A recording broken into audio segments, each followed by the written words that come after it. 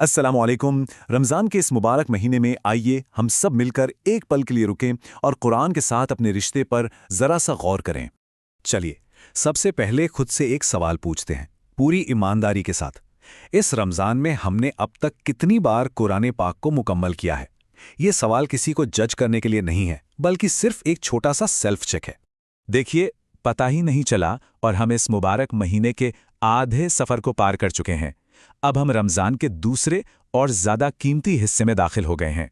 सबसे पहले तो अल्लाह का लाख लाख शुक्र है, जिसने हमें यहाँ तक पहुँचने की तौफीक दी।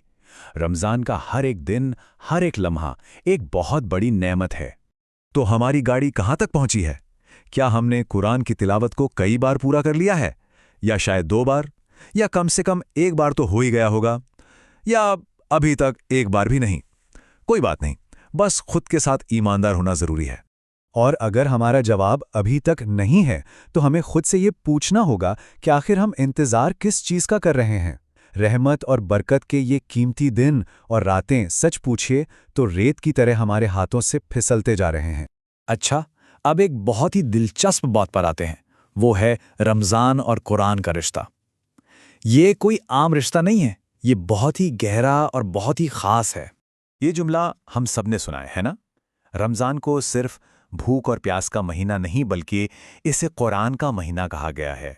और ये एक बहुत बहुत अहम बात है। और ऐसा क्यों है? क्योंकि यही तो वो मुबारक महीना है जब अल्लाह ने अपनी सबसे बड़ी नेमत कुरान पाक को पूरी इंसानियत के लिए एक रोशनी और हिदायत बनाकर भेजा था। हमारे जो सलफ़ थे, जो हमसे पहले गुज़रे नेक लोग थे, वो इस बात की अहमियत को बखूबी समझते थे। वो रमज़ान में अपने बाकी कामों को थोड़ा कम करके कुरान की तिलावत और उसे समझने में ज़्यादा से ज़्यादा वक्त लगाते थे। तो अगर हमें ऐसा लग रहा है कि हमसे कुछ कमी रह गई है, तो क्या सब खत्म हो गया? बिल्कुल नहीं, घबराने की कोई बात नहीं है। उम्मीद की किरण हमेशा मौजूद रहती है। यहाँ एक सीधी सी हकीकत है, जो वक्त चला गया वो तो अब लौटकर नहीं आ सकता। लेकिन, और ये लेकिन बहुत ज़रूरी है, जो वक्त हमारे पास अभी भी है, हम उसे अपनी कोशिशों से गुजरे हुए वक्त से कहीं ज़्यादा कीमती और बेहतर बना सकते हैं। तो सबसे ज़रूरी बात यह है कि मायूस बिल्कुल नहीं होना है। अगर पहले 15 दिनों में कोई कोताही या सुस्ती हो भी गई है, तो याद रखिए, तौबा और सुधार का दरवाज़ा कभी बंद नहीं होता। तो सवाल ये है कि अब करना क्या है? इस मौके का फ़ायदा कैसे उठाएं? हम कुरान को इन बाकी बचे हुए दिनों में अपना सच्चा साथी, अपना दोस्त कैसे बना सकते हैं?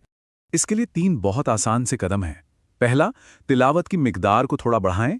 दूसरा, सिर्फ पढ़ने पर ही नहीं, बल्कि अल्लाह के कलाम के मतलब पर भी गौर करें, उस पर सोचें। और तीसरा, इसे अपनी रोज़ की ज़िंदगी का एक अटूट हिस्सा बना लें। ये सब सुनने में तो बहुत अच्छा लगता है ना? लेकिन असल सवाल तो ये है कि इसे अपनी जिंदगी में लाएं कैसे? चलिए, कुछ प्रैक्टिकल आसान से तरीकों पर नजर डालते हैं। देखिए, हमें कोई पहाड़ तोड़ने जैसा लक्ष्य बनाने की जरूरत नहीं है।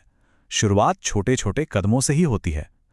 क्या हम ये इरादा कर सकते हैं कि हर नमाज के बाद सिर्फ 1 पेज पढ़ लेंगे? या शायद ये कि हर दिन 1 पारा मुकम्मल करेंगे? और हाँ, जिसे अल्लाह और हिम्मत दे, वो तो अपनी ताकत के हिसाब से और भी ज्यादा कर सकता है। और अब आते हैं सबसे अहम बात पर।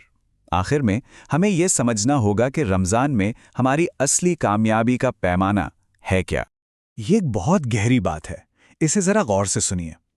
असल कामयाबी ये गिनने में नहीं है कि हमने कुरान कितनी बार ख़त्म किया। नहीं, असल कामयाब वो है जिसका रमज़ान जब ख़त्म हो तो वो एक बेहतर इंसान, एक बेहतर मुसलमान बन चुका हो, उस इंसान से जो वो रमज़ान शुरू होने पर था। तो बस ये जो आखिरी और सबसे कीमती दिन बचे हैं ना, इनमें सुस्ती और लापरवाही की कोई गुंजाइश नहीं है। जो भी वक्त बाकी है, हमें उसका पूरा पूरा फ़ायदा उठाने की कोशिश करनी है। तो सारी बात अब इस एक सवाल पर आकर रुकती है, इन बाकी बचे हुए दिनों में हम क्या करने का इरादा करते हैं? मौका अभी भी हमारे हाथ में है, चुनाव हमारा है।